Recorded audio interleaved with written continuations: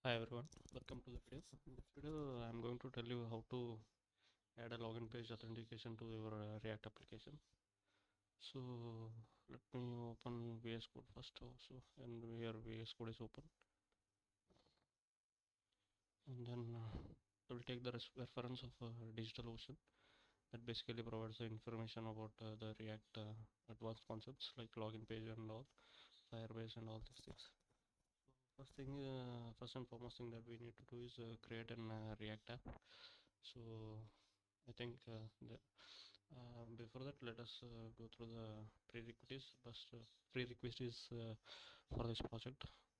We need to have that Node.js environment installed in our system, and then next is creating the React app. First, first of all, we need to create that React app, and then to create this, to create the login page, you need to install a React DOM, which basically helps in building up the websites, and we need to install that. So here I'll show you. I'll go to my clear the screen. Then I'm in different project now, like form creation. So let me go to my project that I have created for login page authentication. So that I have created this login page authentication project here of or the React project. So I will go into that project. Okay, so sorry, cd14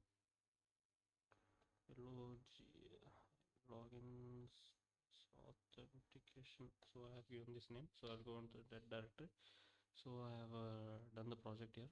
So I'll explain to you what are all the prerequisites or what are the things need to be done to do this login authentication. So first and the foremost thing that you need to be done is installing of router.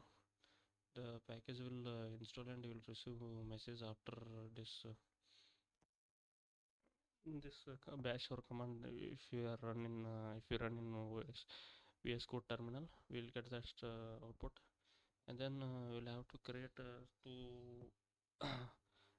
two files under the source, and under source we need to create a file called as components. In that we have to create two files, dashboard and preferences. So these are basically used to check the what are all the things happening in the things what are happening here. So in this dashboard we are basically printing one web page as a dashboard with h2 head as title, and then in the preference we are giving one more heading with h2 as a heading value as a preferences.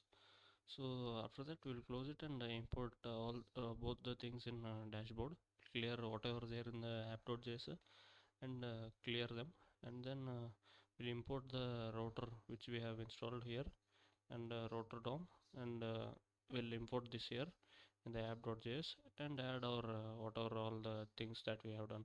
So we have a division class, we have created a division class name as wrapper, then h1 as application. We have given the web page a headline, that is a h1, and we have called the browser router here and a switch.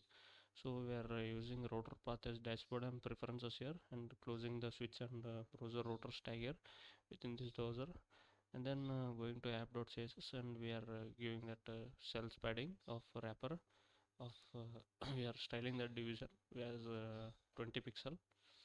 And then after running that code you will get this interface. So next if we click on whatever the local local host you get, upon that if you click as slash and dashboard, thereafter you are going to get this dashboard. So once we get this dashboard, after that we are going to create a login page under src source component. We are going to create a login.js file. So here let me explain you what are all happening here. So first thing is we are importing the React and the use state hook from the React. And then prototypes. Prototypes are package that is used for checking props passed to a component. Then login.css, that is a CSS component. And then we are basically calling a synchronous function to take the credentials like password and username, and then making a post request to the local host of 8080 for logging in, and then next to convert the response to JSON and returns it. And then we are going to export the default function of login, and we are using hook here, use state hook for dynamic or to take input from the user. And then we are handling a submission here where e dot e dot prevent default basically prevents the default page reload, and then calls the login user where username and password will be entered, and the token received will be passed to set token. And then in the return we have a division named as a login wrapper. Then we have also heading tag as h1, and then we have created a form wherein we have on submit, we will have to handle the submit. On change it will capture the username and all those things.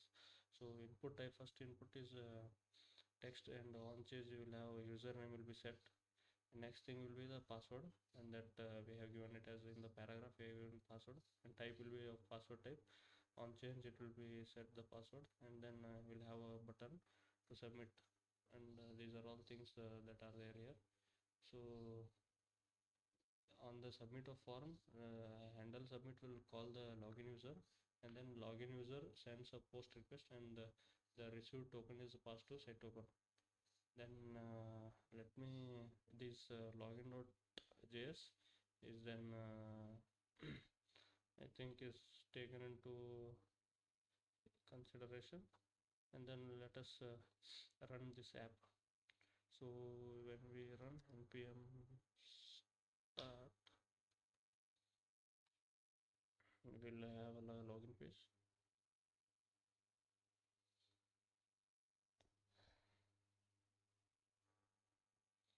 So I think yeah, we have opened our things in server. So as you said, the username, password, and the submit button is created, and we can enter some username and then some password, and click on submit button. You'll get some error because we haven't connected to our backend. So yeah, this is all about this video, and this is how you create our login page authentication. So thank you for watching the video.